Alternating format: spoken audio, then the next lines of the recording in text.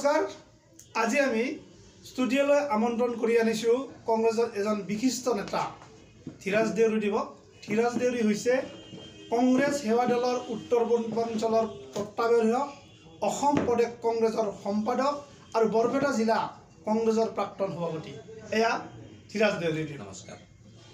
কেনেকুৱা সম্ভাৱনীয়তা দেখিছে আপুনি বৰপেটা আৰু কোকৰাঝাৰ লোকসভা সমষ্টিত কংগ্ৰেছৰ প্ৰাৰ্থীটো কৰা?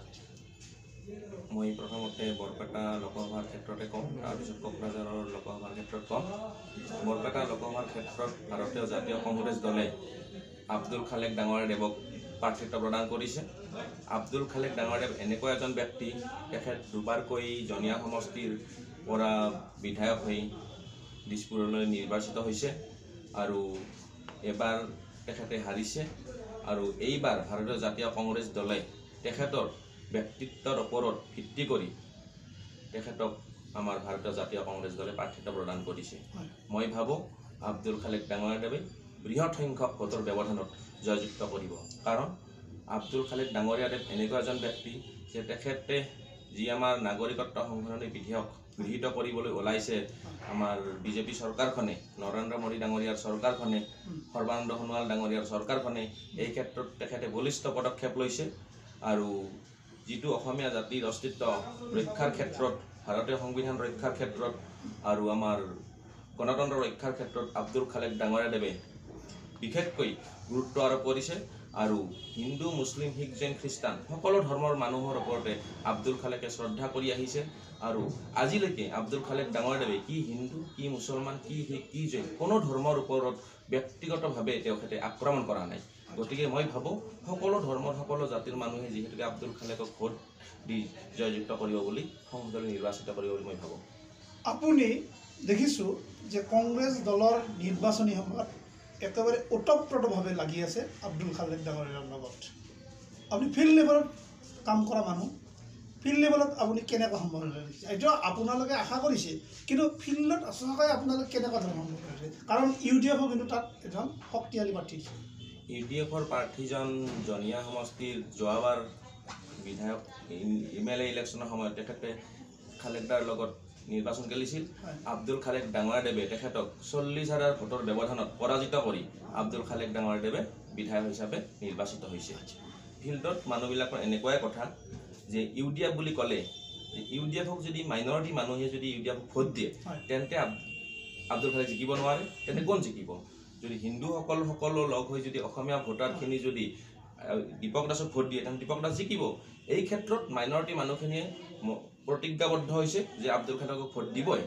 এই ক্ষেত্ৰত এনেকুৱা নহয়, যিহেতুকে ভাৰতীয় জাতীয় কংগ্ৰেছ দলটো ধৰ্ম নিৰপেক্ষ দল, হিন্দু ভোটো আমি পাম, অসমীয়া ভোটো পাম, বড়ো ভোট পাম, ৰাভা ভোট পাম, সকলো ধৰ্মৰ সকলো জাতিৰ ভোটেই পাম। কিয়নো কিছু অসমীয়া ভোট AGP মাইণ্ডেড আছিল যদিও যিটো নাগৰিকত্ব সংশোধনী বিধেয়কৰ ক্ষেত্ৰত যি আমাৰ ফণীভূষণ চৌধুৰী ডাঙৰীয়াদেৱ, কেশৱ মহন্ত ডাঙৰীয়াদেৱ, অতুল বৰা ডাঙৰীয়াদেৱ, তেওঁলোকে বিজেপিৰ যি মিত্ৰজোঁটৰ পৰা ওলাই আহিল, তেওঁলোকে ৰেজিগনেশ্যন দিলে মন্ত্ৰিত্বৰ পৰা।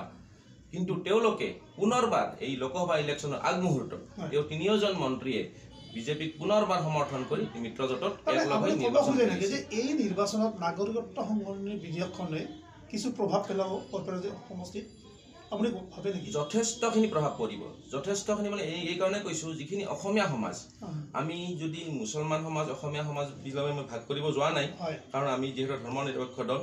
অসমীয়া মানুহৰ এটা সময়ত 85 চনত যেতিয়া মনৰ বুকুৰ আপোন, মনৰ আপোন অসম গণ পৰিষদ দলটো আছিল, কিন্তু সেই অসম গণ পৰিষদ দলটোৱে অসমীয়া জাতিৰ, অসমৰ মানুহৰ যি আৱেগ অনুভূতিক লৈ ৰাজনীতি কৰিছিল, সেই আৱেগ অনুভূতিক তেওঁলোকে সন্মান জনাব পৰা নাই। এটা সময়ত হৈছে সন্মান জনাইছিল। আজি সেই অসম গণ পৰিষদৰ যিটো গণভীতি আছিল, সেই গণভীতি আজি সমাজত নাই। গতিকে অসমীয়া সমাজখনে, অসমীয়া ভোটাৰসকলে, অসমীয়া ৰাইজে আজি অসম গণ পৰিষদ এই কাৰণেই ভোট নিদিয়ে যে অসম গণ পৰিষদ দলে যিটো মানে নাগৰিকত্ব সংশোধনী বিধেয়কৰ গৃহীত কৰাৰ ক্ষেত্ৰত বিজেপি দলক মিত্ৰজোঁট পুনৰবাৰ তেওঁলোকে মিত্ৰ হৈ একেলগে ইলেকশ্যন খেলিছে, সেইকাৰণে অসমীয়া ভোটাৰসকলে AGP দলক প্ৰত্যাখ্যান কৰিছে।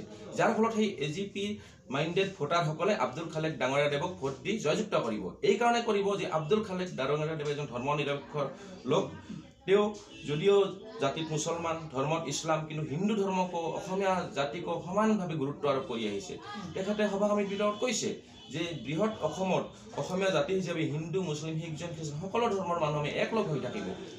তেখেতৰ ভাষণত কৈছে, তেখেতে ইস্তাহাৰত তেখেতৰ প্ৰকাশ কৰিছে যে তেখেতে যদিও ইছলাম ধৰ্মৰ লোক, বৰপেটা সত্ৰখন এখন ভাৰতবৰ্ষৰ ঐতিহ্য ক্ষেত্ৰ নগৰী হিচাপে সত্ৰ নগৰী হিচাপে ৰূপান্তৰিত কৰাৰ কাৰণে আপ্ৰাণ চেষ্টা কৰিব বুলি তেওঁ ভাষণত কৈছে।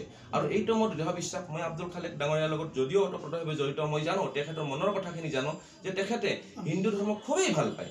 এইটো নহয় যে ইছলাম ধৰ্মত তেওঁ মানুহ, ইছলাম ধৰ্মত কিছুমানে হেৰি কৰিছিল, এই অপবাদ দিছিল যে আব্দুল খালেক ডাঙৰীয়াদেৱে নামাজ নপঢ়ে। নহয়, আব্দুল খালেক ডাঙৰীয়াতো গোটেইকেইটা নামাজ পঢ়ে। মই ৰেগুলাৰ থাকোঁ তেখেতৰ লগত, সদায় থাকোঁ। তেখেতে নামাজ পঢ়ে, হিন্দু ধৰ্মৰ বিষয়ে তেওঁ গীতাৰ বিষয়ে জানে, তেওঁ ভাগৱতৰ বিষয়ে জানে।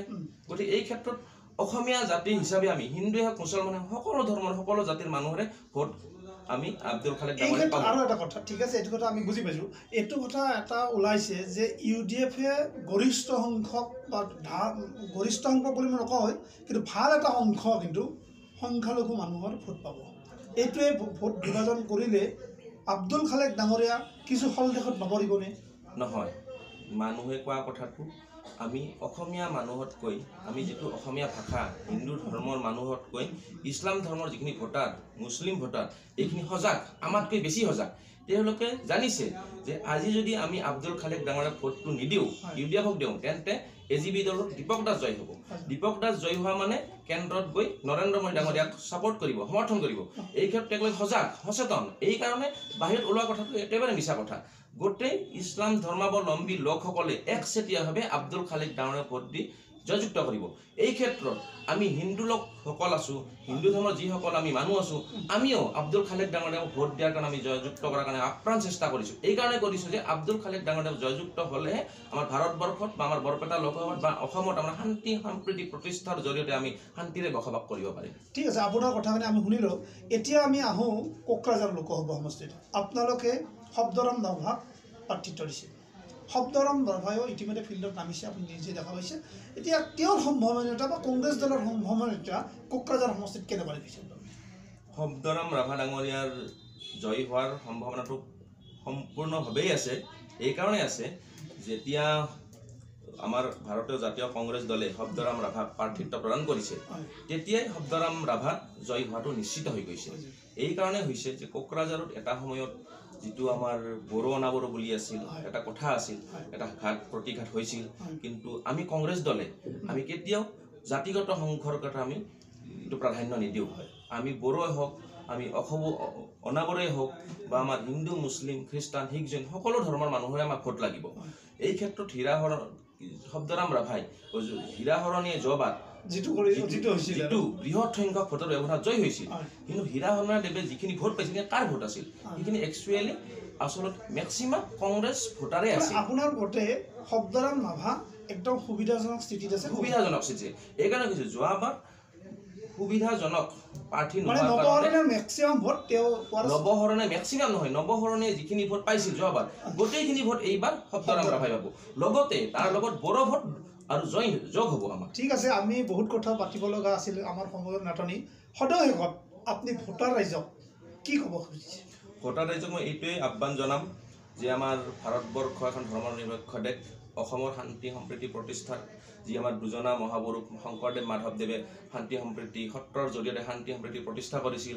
আজান ফকীৰে জিকিৰ আৰু জাৰিৰে এই অসমত শান্তি সম্প্ৰীতি প্ৰতিষ্ঠা কৰিছিল, যে আমি ভাৰতবৰ্ষত হিন্দু মুছলিম শিখ জৈন খ্ৰীষ্টান সকলো ধৰ্মৰ সকলো মানুহে যাতে আমি শান্তি সম্প্ৰীতিৰে বসবাস কৰিব পাৰোঁ। সেই ক্ষেত্ৰত আমি ভাৰতীয় জাতীয় কংগ্ৰেছ দলৰ প্ৰাৰ্থী আব্দুল খালেক ডাঙৰীয়াদেৱক আৰু শব্দৰাম ৰাভাক ভোট দি জয়যুক্ত কৰি সংসদলৈ নিৰ্বাচিত কৰিবলৈ মই ৰাইজক আহ্বান জনাইছোঁ। ধন্যবাদ ধীৰাজ দেউৰী ডাঙৰীয়া। এয়া আছিল কংগ্ৰেছৰ শীৰ্ষ নেতা ধীৰাজ দেউৰী ডাঙৰীয়া। তেখেতৰ লগত আমি নিৰ্বাচনৰ কিছু কথা পাতিলোঁ। আমি পৰৱৰ্তী সময়তো এনেদৰে আমাৰ অন্য নেতাসকলক আনি আমাৰ ষ্টুডিঅ'ত